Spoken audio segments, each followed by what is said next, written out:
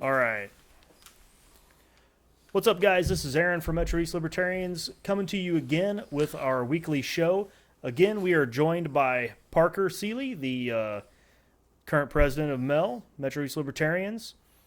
All right. So tonight we want to we're going to talk about some ballot access issues in Illinois. We're going to talk about basically like the makeup of the General Assembly and some of the hurdles that we face trying to get on the ballot, trying to affect the makeup of the General Assembly, try to give people voter choice.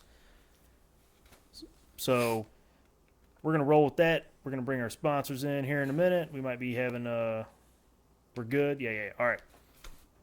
Cool. So again, our sponsors are Gun Hugger Holsters. Check them out over at gunhuggerholsters.com. Only holster company that I know that's taking Bitcoin. They also take, regular payments if you're not into Bitcoin. Our other sponsor tonight is blackbarfitness.com. That is a social media website centered around fitness. Basically everything about fitness. People in the industry, outside the industry, all that stuff. Check that out. That site's going to be launching sometime in May. So really exciting stuff from Black Bar Fitness. All right. So, Parker, as you know, we're in an election year, and election years are very, very interesting for us. One of the things that we're trying to do, obviously, is provide voter choice. And, of course, the two parties don't want us to do that. They keep us off the ballot in various ways. And one of the problems that we face, right? Everybody says, vote them out, or we got all these problems. Mike Madigan's causing all these problems up in the General Assembly. We can't get any good bills passed. We'll talk about some of why that is. Illinois Policy did a really good piece on how Madigan has the House rules set up. So we'll bring that back around. But basically, even though it's an election year, what we're looking at is there's 40 Senate seats up for vote, and 30 of those seats are unopposed now that we're past the primaries.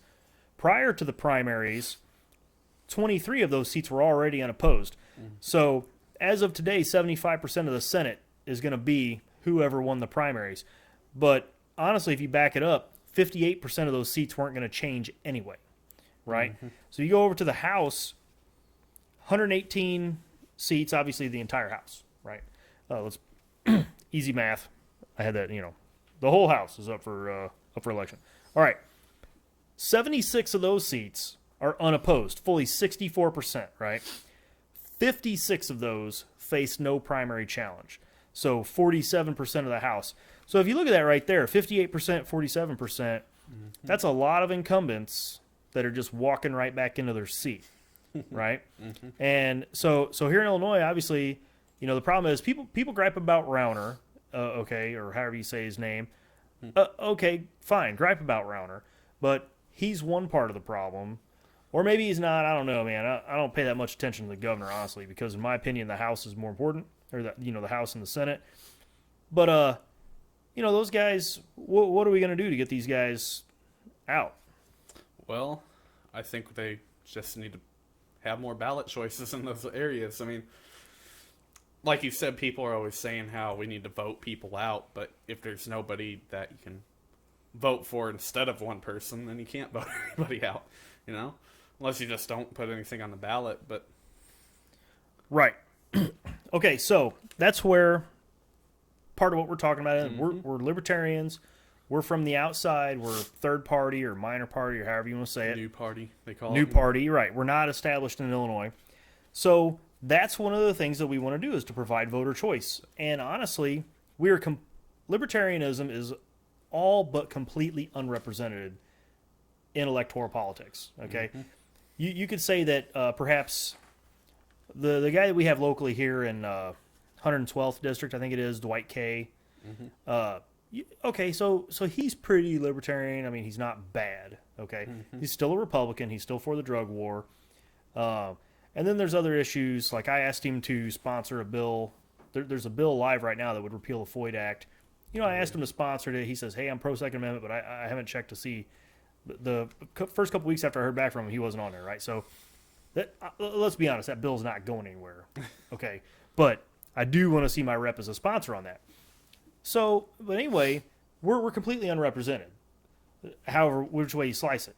So easy enough. We get somebody on the ballot, and we become represented. We get them elected. And as you see, there's plenty of places where we can have a two-way race with a Democrat or a Republican, which would be great.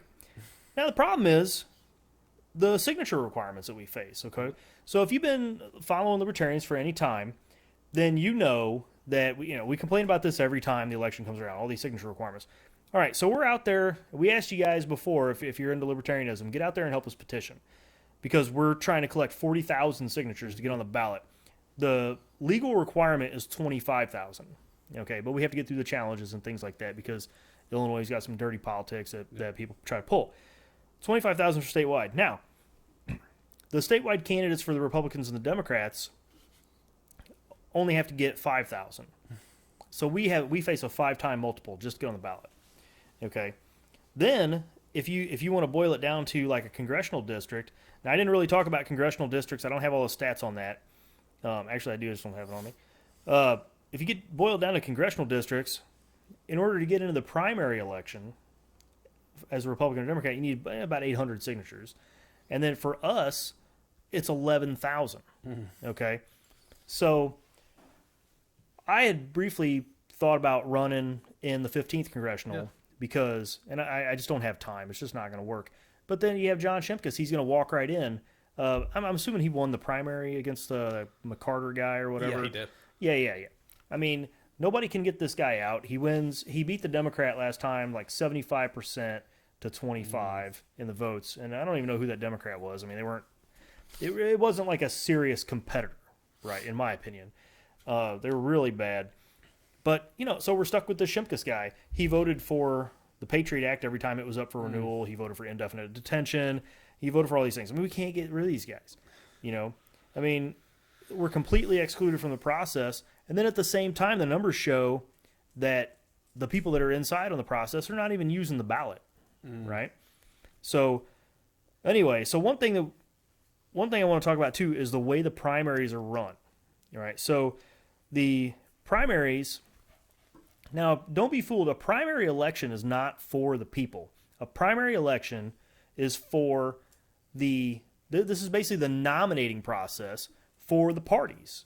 Okay, the parties are private organizations, and for instance, the Libertarian Party, we hold our own nominating convention. Yeah. Okay, we don't have a primary, and I think that if we do get established party status in Illinois, we could have a primary, and there are other parties that have primaries in Illinois. The Green Party has a couple congressional districts where they have a primary election, and there are other states where Libertarians and Greens and people like that. Missouri. Yeah, Missouri, they do have primary elections. But basically, what this does is the taxpayers are out there having to pay to run these elections, where the parties themselves are private organizations. So it's a direct handout. And in a case like Illinois, where you have basically it's a closed system, everybody's on the outside except the Republicans and Democrats, it gives the Republicans and Democrats a semblance that they're part of the government, and they're not. Okay? So that's kind of a problem. I mean, basically you go to the polls and you have two choices, and that gives people the idea that there's two choices. It legitimizes that system. In my opinion, that's what's happening. All right.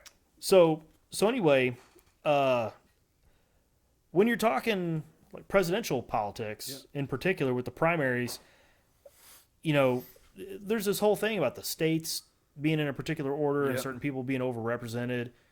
I think you were talking about front loading. Yeah,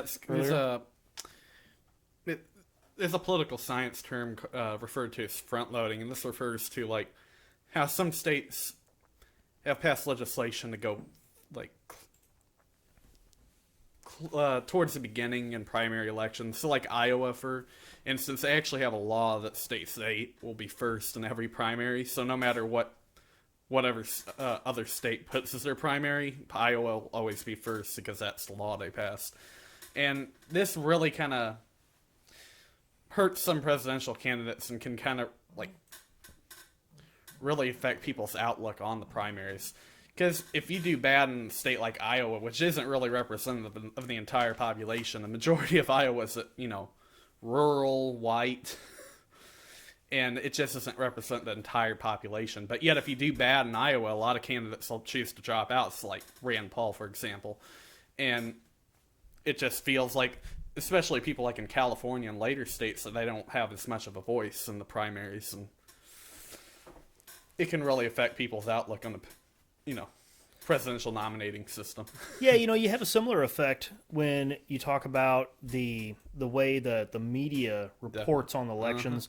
So they'll put percentages up, and I don't know where these percentages come from, but they'll show it like in the middle of the day that candidate A is doing really well versus candidate B. And honestly, I mean, that might affect voters that are going to the polls later. Who knows what kind of effect that is going to have. It's kind of interesting too. Like you said, Iowa, not only are they not really demographically representative of, places like on the East Coast, which I'm actually, maybe I'm okay with East Coast, having less influence because I don't necessarily agree, particularly the Northeast, I don't necessarily agree with their politics over there, Bernie Sanders. But, like you say, Rand Paul drops out due to a poor performance in Iowa and maybe New Hampshire or whatever the second primary state is. He dropped out before New Hampshire. He dropped out before New Hampshire? Okay. Yeah, so a lot of people viewed Rand as being kind of a very libertarian-ish type of candidate, which, we could debate that in another time. I'm not really looking to get into all that. There's a lot of things that Rand says that, I can't really get on board with. But for him dropping out, he's not in any of the more of the debates, and his message, albeit kind of, I didn't like the way he messaged either. It was kind of soft, like, well, we shouldn't be bombing people. Get a little more excited about the fact that we shouldn't be murdering people. But I'm glad you brought up the debates too, because I think that could kind of influence how people see certain presidential candidates too. Because certain presidential candidate, even like when it gets to the point where the parties have all their candidates, like with the PDC, like Gary Johnson's fighting against. If there's not a candidate in the debates, which a lot of really somewhat more serious people who are actually wanting to vote in primaries usually look at, they might be like, well, this guy isn't in the primary, so there's no chance of him winning, so I'm going to vote for somebody else, even if they're not too. And that definitely ties on the media in general too. Media might, like with Donald Trump, part of the reason he's so popular is the media portrays him more. Yeah, I mean, the guy's very talented at getting all kinds of free media coverage. I mean, is he even running ads? I mean, no, he doesn't have to, but the news talks about him all the time. And so, I mean, that'd be great. Like if I could run a candidacy and I knew that the news was just going to talk about everything I said, good or bad, I mean, that's going to be great. That's like, eventually he's going to have to write that in as a in-kind donation to his campaign. Right? The FEC. You guys need to get on that. So, another thing about what you're saying there, too, is that, Libertarians, Greens, and all those people, they can't get into the major televised debates for president. Now, when you boil it down to a local level, a lot of these guys won't even debate. Oh, right? Definitely. So, like, when the incumbent wasn't up for re-election down in the 12th District, they had that round, I think it was 3 debates. Well, this was 2012 or 2014, I can't remember. I remember 2014, I had a few. And 2012, I remember too. Right. And actually, what was nice about those, not to cut him, but sure. Paula Bradshaw actually got into those, which she was the Green Party candidate. Right. And, which, I mean, even though she's a Green, we're Libertarians, that's pretty good, advancement in the field of third parties in Illinois, because I mean, usually there's no way any third-party Green Libertarian constitution would really get into a debate like that. Yeah, hey, look, I don't agree with basically anything that Paula Bradshaw has ever said other than, peel back the wars and the drug war and things like that. But yeah, the fact that she's on that stage, look, voters need to know. I mean, if you go and you tell somebody, hey man, the Green Party is completely crazy, if they've never seen or heard from a Green Party person, they can't make an informed decision. First. Yeah, right. So by having that person on that stage, that tells the people, if you do poorly in the debate or if you do well, I honestly think if we get a pretty good Libertarian candidate on a debate stage, then, I mean, we could mop the floor. Definitely. Right? But these other guys, man, they're not going to... There's a strategy in politics of not debating because they don't want to the top whoever perceives themselves as a front runner. They don't want to be on the same stage with people that they view are much lesser candidates than they are, right? And so I mean, this is a problem. I mean, and honestly, in my opinion, they're purposefully concealing their message from the people. If you're the leading candidate, you should be able to get on the debate stage and just clean up. Definitely, and like even local and state, like level politics, and even federal, some congressional and Senate candidates. It's even hard, even when they have like a little platform to judge where they're at, because a lot of the two-party politicians like to really, like you said, conceal what their positions are. They might have, like, for example, in like education, they might say, "Oh, I'm in favoring of all kids having education," but that doesn't really say what your position is. They really try to conceal that through like flowery patriotic language, and they don't really give their position just because they know that'll hurt them. Well, yeah, that's right. That's a good point. When I first conceived the idea for this show, and as you guys know, like most ideas are going to go through a few iterations, right? One of the things I wanted to do is because I listened to this podcast called Part of the Problem by Dave Smith. It's really good. Nah, don't let your kids listen to it. There's some bad language in it or whatever. But he does a great job. He's a comedian from New York. His team is great. The production quality is really good. He runs this intro that's all these sort of campaign promises that people have said throughout the years, and the one that he runs from Barack Obama is when Obama says, "I'm going to make the government open and transparent so everyone will know that our business is the people's business." And then it's like, oh, okay, yeah, that's cool, Edward Snowden. How do you feel about that, right?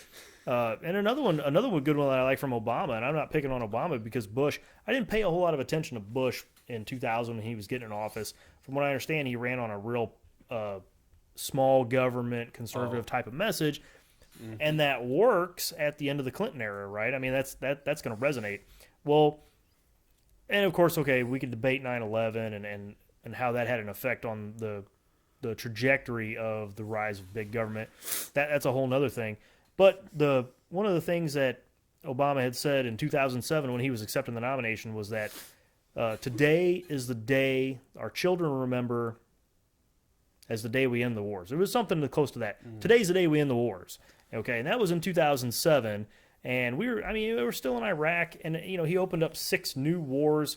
Look, I don't care how you slice it, man. You're bombing Yemen periodically. We're at war with Yemen. Now, there's no other way to describe it, right? I mean, you're dropping bombs on a country, and you're saying, well, we're not at war with them, we're allies. I mean, it's ridiculous. So my idea for this show was a thing called like Politically Punked or Libertarian Punked, where we're going to talk about all the stupid things that people say to get elected, because it really is. I mean, they make all these promises, and then where do they go? It's like, like you were saying with the education, like, oh, I'm for education. And it's like, okay, yeah, what are people not getting educated now or what? And it's kind of funny, like, look at it from a economically conservative standpoint too, how a lot of these like really economically liberal people, especially Bernie Sanders, won't really talk about how they don't really like to talk about how they're going to raise the money to do some of their promises. I mean, sometimes they'll be like, yeah, we're going to tax people 80% or whatever, but usually that's a little bit more concealed than free college, free healthcare, all that. But they don't really want to talk about all the other stuff that'll come along with that, expanded government, higher taxes. Yeah, I mean, that's a good point. Like, so they come up with all these ideas and see, this is where like the Austrian School of Economics, the guys that are really into that, they'll say, look, when a business fails, that's great. If a business does well, that's great. Let the market decide. People have to pay the consequences for their actions. And when you're buying and selling or providing services or whatever, if you make a mistake or you do something, you invest a whole bunch of money in something that nobody wants, and let's say you're not politically connected and you can't get monopoly conferred upon you, well, you're going to fail. So you pay the price, and your employees and your investors and things like that, but nobody was forced to get involved with you. When government does it, they come in with these programs and these promises and all these things. They sell it all on good intentions, and invariably the program goes down in flames. I could name a million programs that this describes, but the program goes down in flames, and who pays the price? The taxpayer, everyone involved in the program that was directly affected by it going under, like if it was some sort of a payment program or like an education, if people were going to some new type of school or whatever, those people are the ones that pay the price. So then what happens to the politicians that came up with these ideas? Nothing. They get reelected because nobody runs against them because they've got control of the ballot. Nobody can pass laws against the stupid crap they're doing. Man, when's the last time something got repealed? I mean, let's be honest. These government programs, they come in, they're a failure, they get reformed. If these guys were so great and, we look to government for all these solutions, why are they always reforming everything that they did 2 years ago, right? So, that's part of it. That's part of our argument. Look, get government out of it. They don't provide solutions. They only provide solutions to problems that they started, and most of the time it's getting progressively worse. And then on top of that, we suffer, the economy suffers. And look, if these things were happening in the market would adjust. Yeah, there'd be turmoil. It wouldn't be completely smooth sailing, but things would correct themselves. And nobody's forced to do anything. So, it's a voluntary society. It's kind of like Adam Smith's invisible hand of the marketplace and that capitalist conception about how there's basically the forces of capitalism in themselves will heal the economy and stuff, and will make sure everything runs smoothly and stuff based on economic, conditions and situations. Right. As things change, as things progress, look, if your complete business model was making flip phones, right? Where are you today? Nowhere. Everybody wants a smartphone nowadays, right? So you either learn to build smartphones or your business goes away. Well, here's the thing. I get a better phone either way, right? So it's good for me that these companies are engaged in this. Look, if government, there's memes out there, if government was in charge of building the phones, what would we have? I mean, they're still using, right, yeah. Well, Nokias are indestructible, so there's one thing. Right. So, the technology, innovation, those things all happen in the market. All these government solutions, they don't work. I mean, there's not one. I really would like somebody, we don't have a ton of people chatting or anything, but I mean, how many people have some government program that they can point to that made their lives better in some material way? It just isn't there. So, all right. Well, I think we kind of covered ballot access, signature requirements. What about term limits? What do you think about term limits? Let's cover that real quick because it is directly related, right, to what we're talking about. I remember we were talking earlier about kind of how you thought they wouldn't really do too much good. I still believe we should have term limits. I think they might help a little bit, but I'd agree with you to an extent. What types of offices do you think would benefit from term limits? Probably Congress and Senate, definitely on the federal level. Okay, at the federal level, and what about at the state level? The same. I'm sure. Yeah, because there's really in almost every position, there's people who've been on there for decades and stuff. Oh yeah, Yeah, the federal Congress. I mean, there's people that have been in there for 40, 50 Senate years. Too. Yeah, and the Senate as well. Yeah, so I sort of tend to disagree. I like the idea that. So I think it's kind of ironic too. We were even talking about term limits, right? So after FDR, the Congress put term limits on the president, right? I mean, it's kind of like, all right. And then you talk about term limiting Congress, everybody's like, oh, you can't do that. That'd be crazy. Well, Congress term limited the presidency. I mean, what's that about? So of course they didn't do it to themselves. A lot of that too was that the Republicans really wanted to put term limits on FDR at the time, because even later on when Reagan was elected, so many Republicans were kind of kicking themselves over making term limits decades before. All right, so I don't know where he got the information, right? But Oliver Stone did a series called The Untold History of America. And I don't know where you can find this. I think it was on HBO. Maybe the videos are out there. I'm not positive. But in that documentary, he said that Harry S. Truman's election was completely contrived by the Democrats. His rise to the vice presidency. Not presidency, mind you. But his rise to the vice presidency was sort of like a gimmick by the Democrats that they could make an office clerk from the middle of Missouri that nobody knew. They could put him into the White House as the vice president. So I mean, the joke's on you Republicans. The Democrats are completely punking you in 1944. But anyway, So here's the thing, right? The If you look at the way Michael Madigan controls the House, and to maybe a lesser extent, maybe I'm just not as aware of it, the way Cullerton controls the Senate in Illinois. In my opinion, I'm asking you, I mean, we're just talking about opinion here. All these rules that he has in place, he's got this House Rules Committee, and the rules for almost all these bills say that these bills have to be approved by the House Rules Committee before they can make it to the floor. A lot of other states have rules where, like New Hampshire, for instance, if there's a bill introduced into the House, that bill gets a public hearing, whether anyone's moving forward on that bill or not. The public gets to go and speak for or against this bill. Oh yeah, and also their legislators make like $100 a month or something, which is great. I'd rather just not pay him anything. Don't let him do anything. It'd be great. But instead we pay him a whole bunch of money for a part-time job, and they do all kinds of bad things to us. All right, anyway. Nothing can make it out of the Rules Committee without approval of the Speaker or the chairman of the Rules Committee, and of course, he's appointed by the Speaker. But I guess my point is, so we can't get a vote on anything. They don't want to go on the record on anything. Yeah, that's what they're going to avoid. And I would suspect this year is going to be more, even though they got this drive-by-mile tax kind of thing. Mm-hmm. And, yeah, give me paperwork that says I have to tell you how far I drove every year. I might forget to send you that. I don't know. I don't know where it went. I can't remember how far it was. Anyway, that's ridiculous. I really want to see how they're going to enforce that. But do you think that Michael Madigan would have any less power if he wasn't actually the sitting speaker? He's been in for a while. Do you know how long he's been in? No, I mean, for as long as I remember. Yeah, it's at least as long as I've been alive. Yeah. I don't know if he's been the speaker that amount of time, but I mean, it's it's what everybody says, the Chicago Democratic machine or whatever. Right, but he's been in, but I mean, the power that he yields over the Democrats and the House in general. I mean, if he's that powerful today, if he wasn't the speaker, how would that?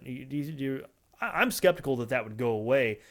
That he couldn't make sure that the next speaker was either completely favorable to him or someone that he could control or whatever, and that we'd be going down the same path. I mean, I guess that's my theory.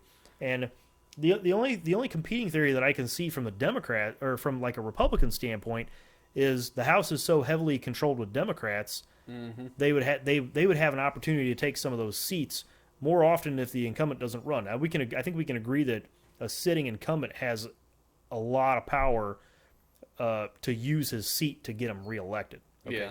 That's pretty obvious. But I think that, well, two theories. A, even if power did get handed over to the Republicans, it wouldn't necessarily, just because of that, be a net positive for the state. And then B, there's no sense that these districts would even vote for a Republican. I mean, if they're voting for a Democrat so heavily, when are they ever going to vote for a Republican unless, and this is the argument that I make for the Illinois Senate, unless the Republican was very appealing to Democrats, right? So, I mean, the same people that elected Dick Durbin elected Mark Kirk, right? So, I mean, how much different can Mark Kirk be than Dick Durbin? Now, I guess the thing could be that people say, well, the economic conditions at the time were different and all that. I have a hard time believing that in this heavily Democrat state, people swung that far. I mean, I don't know. I'm just, maybe they did. I'm not a great political analyst, genius or anything. Maybe they did. Really, I'm very skeptical. He's pretty good with Democrats, Mark. In a way, he's a pretty moderate, if not a little liberal. Yeah. Let's put it that way. All right, so I'm not really seeing any questions in the live chat. I kind of think we've covered anything. Is there anything else you want to cover? About term limits. You could also say, I mean, there is the possibility of somebody worse getting in there. There's also the possibility of somebody better getting in. But at the same time, I still like the argument a lot that it just brings fresh people and stuff. And, it's kind of hard to know if that's going to be good or bad. But I think just having newer people in there is by itself a pretty good thing. Instead of having the same people who, been in there, like you said, 30, 20, 40 years, whatever. It's nice just to get more, more people who might be a little bit more representative of the population, too, and of the views and stuff. Yeah, I agree. I guess Okay, so let's contrast that with the way that the ballot goes unfilled today. Mm-hmm. I mean, are we going to have, in a term limit scenario, there's a good chance that we're going to have, empty ballots again. Yeah. You know, where one guy, the only guy in the district that raises his hand to run, walks straight in. Mm-hmm. So that could happen as well. I don't know, man. I'm skeptical. I think people are putting a lot of faith in it. I'm not saying it's a bad idea. I agree that a lot of people do seem to put a little faith into it, or a lot of faith into it. I think it'd just be nice to, put in place. I think it might help just slightly, in a way, with some positions. There's so many other things going on. Like you said, you could just, the person who is in office could just pick somebody else who's like them. But I still think it'd be nice to have that kind of revolving, new people getting in and stuff. And two, since you had, one person who's been in for a while, more people probably might like him and stuff. Once you get him out, like the new person, they might be a little bit more skeptical of, even if they are essentially same ideologically. Yeah, so I think what you're saying, like they have to come in, they have to establish their power, political power, and things like that. Get reestablish their pull. There wouldn't necessarily be people that are just walking around that they just run the place, party leadership and things like that. Yeah, I mean, I kind of get that. Mm-hmm. I don't know. I'm still, let's try it. It can't be worse, right? What might be even better? Nothing. So they're talking. Worse. Yeah, it can't possibly get worse, right?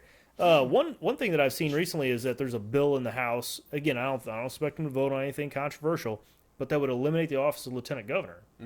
Well, I think rather than eliminating, I think that's a great idea. But while we're at it, let's go ahead and eliminate the offices of the governor, and both houses. And then let's talk about the courts, let's talk about disbanding them as well. I mean, while we're at it, that'd cut out a lot of the fat. And while we're on that note, I just want to say happy tax day. Yeah. And also that taxation is theft. Yeah. All right. So, all right, guys. Man, I think we wrap it there. That's 30 minutes. We could keep rolling, but... Anybody got any questions? Yeah, I'm not seeing anything popping up on the chat. So we're going to wrap there, guys. Don't forget to check out our sponsors, gunhuggerholsters.com, blackbarfitness.com. Give those guys a shout. As you can see, we're kind of experimenting on you a little bit. We're trying to bring you some content. We're doing these live broadcasts. And, or if you're watching this archived, we did run this live. That's why it's just rambling and drivel. But we're looking at my part. Yeah, whatever, man. So, but look, we're bringing you guys a weekly show. We're looking to improve our content, our process, and our presentation and everything as we go. So, hey, if you like what you're seeing, give us a thumbs up. Be sure to subscribe to the channel. Follow us on Twitter. Give a shout out to our sponsors, and we'll see you guys next week. Thanks.